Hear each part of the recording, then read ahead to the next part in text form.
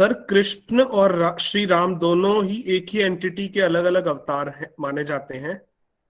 और जैसा कि आपने कहा, कृष्ण मुक्त है और श्री राम मर्यादित है। तो क्या ये कहा जा सकता है कि इनमें से कोई एक गलत है और दूसरा सही? इसको ऐसे तो नहीं कह सकते। जैसे रात्रि आती है, हमारा मन बटा हुआ है तो हम बटे हुए की तरह देखते हैं, द्वैत में ही देखते हैं। और द्वैत की समस्या है कि जब एक को सही कहेंगे तो दूसरा गलत हो जाएगा। ये समस्या हमारे जीवन में भी आती है। जैसे जब कोई व्यक्ति ध्यान करने लगता है और खुद को ध्यानी समझने लगता है तो बाकी सारे सांसारिक हो जाते हैं। ज्ञानी जब स्वयं को हम मानने लगते हैं तो बाकी सब अपने आप अज्ञानी हो जाते हैं। इसी प्रकार अगर कोई व्यक्ति दिन को सही समझता है तो रात को गलत मानने लगता है, जैसा कि वेस्ट में हुआ। उन्होंने एक्शंस को, उन्होंने काम को इतनी इंपॉर्टेंस दी कि उनके लिए रेस्ट, उनके लिए स्लीप, निद्रा जो है वो चीज बेकार हो गई, वो चीज तिरस्कृत हो गई। उन्होंने ऐसे बड़े उपाय खोजे, बड़े सॉल्यूशन ढूंढे ऐसे कि कम से कम नींद कैसे आए। क्योंकि उनका मानना था कि नींद में तो कुछ होता थोड़ी, हम जागेंगे तो और काम करेंगे और पैसा कमाएंगे और हम ज्यादा ग्रोथ करेंगे, तो नींद का क्या ही फायदा है। क्योंकि जागने को इंपॉर्टेंस दी तो नींद का लगा कि इंपॉर्टेंट नहीं। हमारे जीवन में भी तो ऐसा ही होता है। जब हम कहते हैं ये मेरे अपने हैं तो हमारी पूरी इंपॉर्टेंस अपनों पे चली जाती और पूरा जीवन सिकुड़ के एक घेरे में आ जाता है। बाकी पूरा पृथ्वी जो है हमारे लिए क्या हो जाती है। अगर आपके कुछ मित्र हैं तो बाकी क्या है, अपने आप से संसार शत्रु दिखाई पड़ने लगता है। मन की ये बड़ी समस्या है कि ये बटा हुआ है। ध्यान इस बटे हुए मन को जोड़ना ही है। इसी बटे हुए मन की वजह से राम और कृष्ण एक दूसरे के अपोजिट लगते हैं कि एक मर्यादित है और एक मर्यादा से परे हैं। तो क्या कृष्ण सही है या राम सही है? ऐसा नहीं, ऐसा नहीं।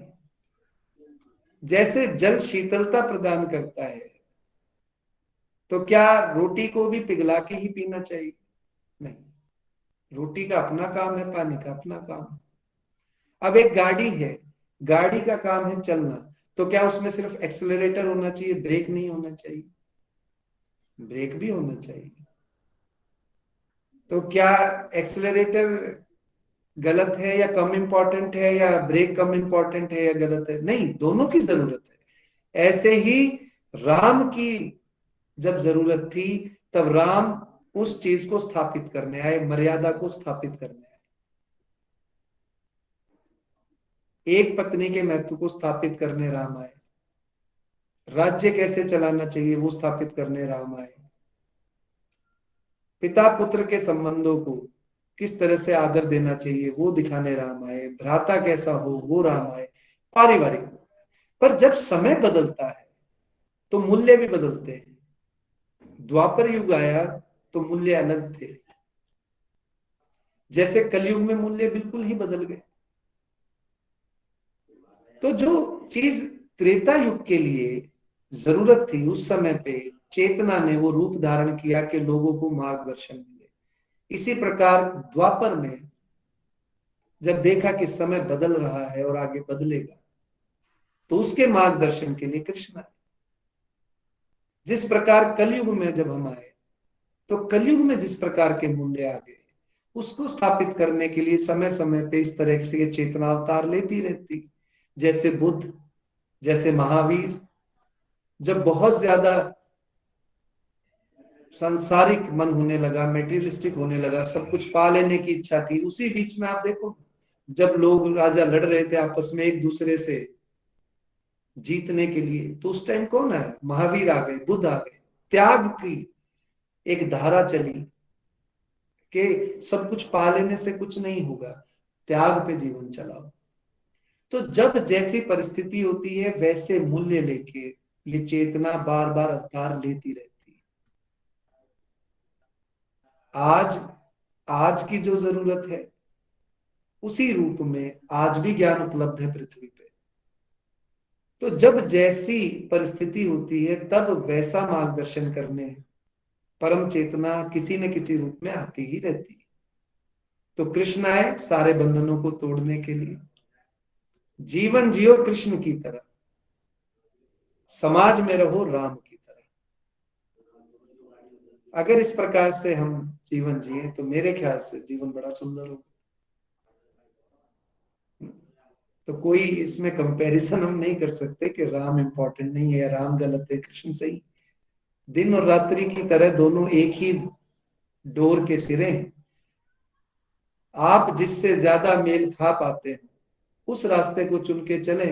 राम बनेंगे तो भी कृष्ण पे ही पहुंचेंगे, कृष्ण बनेंगे तो भी राम पे ही पहुंचेंगे। कृष्ण से मिलेंगे तो भी राम से मिलना होगा, राम से मिले हैं तो भी कृष्ण से ही मिलना होगा। एक ही बात है, क्योंकि जब सबका मालिक एक ही है तो मालिक किस कपड़े को पहन के आ रहा है इससे कोई फर्क नहीं पड़ता। आपकी कंपनी में जो मालिक है कभी सूट बूट में आ जाए, कभी कुर्ते पजामे में आ जाए, कभी शर्ट पहन के आ जाए, कभी कुछ पहन के आ जाए, तो उससे मालिक होना तो उसका चेंज नहीं होता है। आप किसी भी रूप में मिले, मालिक तो मालिक होता है। इसी प्रकार से जो एक चेतन सत्ता है, हम सब जो एक ही चेतन के स्वरूप है, जो हमारे अलग अलग फॉर्म्स हैं, एक ही कलेक्टिव कॉन्शियसनेस, उसका कोई भी रूप है, मल्टी डायमेंशनल है। तो किसी से भी मिले, हनुमान जी जब कृष्ण से मिलते हैं तो उन्हें तो राम ही दिखाई पड़ता है। परशुराम जब राम से भी मिले, कृष्ण से भी मिलते हैं तो एक को ही देख पाते हैं। तो ये सब एक ही हैं, सब अलग अलग रूप में अलग अलग संदेश दे रहे हैं। जब हम अपने आप को जान लेंगे तो पाएंगे कि ये सब एक ही बात कह रहे हैं, कहने का ढंग अलग अलग है, तत्व एक ही है। जैसे सब चीजों में पंच महाभूत ही है, बट कितनी तरह की फॉर्म्स ले लेता है अलग अलग काम करने के लिए। जैसे आटे की घर में उपयोगिता है ना, कभी पूरी बना लेते हैं, कभी कचौरी बना लेते हैं, कभी पराठा बना लेते हैं, कभी रोटी बना लेते हैं, कभी कुछ बना लेते हैं, कभी ब्रेड बन जाती है, पर उसका तत्व एक ही है। अलग अलग अलग अलग उपयोग करने हेतु अलग अलग फॉर्म ले लेते हैं। ऐसे ही चेतना अलग अलग फॉर्म ले लेती है।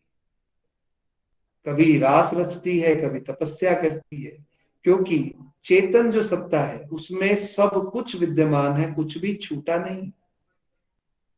पर हमारा मन क्योंकि बांट के देखता है, राम और कृष्ण को अलग अलग देखता है व्यक्ति रूप में, तो ऐसा लगता है एक सही है या एक ज्यादा सही बात कह रहे हैं। ऐसा नहीं है, सत्ता एक ही है, समय के अनुरूप उसका रूप अलग है। दिन में हमने जैसे कोट पैंट पहना होता है, शाम को सोते समय हम नाइट सूट पहन लेते हैं, तो हमारे होने पे कोई अंतर नहीं आता, उपयोगिता की वजह से कपड़े बदल देते हैं। ऐसे ही जब जब पृथ्वी पे जैसी जैसी आवश्यकता होती है मार्गदर्शन की, वो अलग कपड़े पे पहन के आ जाते हैं, सत्ता एक ही है। तो उपयोगिता देखो, जो जीवन में जो समय चल रहा है उस समय में कौन से मार्गदर्शन से आप इस जीवन को पूर्णता से जी सकते हो। अगर उसमें राम ज्यादा आपको लगते हैं कि ये इनकी जो मार्गदर्शन इन्होंने किया, जो ज्ञान दिया, वो इस समय पे ज्यादा इंपॉर्टेंट है या ये आपको रास्ता दिखा सकता है, तो उसके साथ चले। पर अगर युद्ध की स्थिति है तो कृष्ण रेलिवेंट हो सकते हैं, है ना। अगर पूरी तरह से अपने मन को मुक्त कर देने की बात है तो कृष्ण हो सकते हैं। अगर आपको नृत्य करना है तो कृष्ण सहयोगी हो जाते हैं। अगर आपको घर में गृहस्थी को कैसे चलाना है तो राम उपयोगी हो जाते हैं। तो दोनों का जहां जहां उपयोग है, मैं जहां जहां आपको लगे कि इनका उपयोग करने से जीवन संतुलित रहेगा, धर्म के रास्ते पे चलने में आसानी होगी, आप शांत और आनंदित रह पाएंगे, वहां उस मार्गदर्शन में चलें, छोड़ने की कोई जरूरत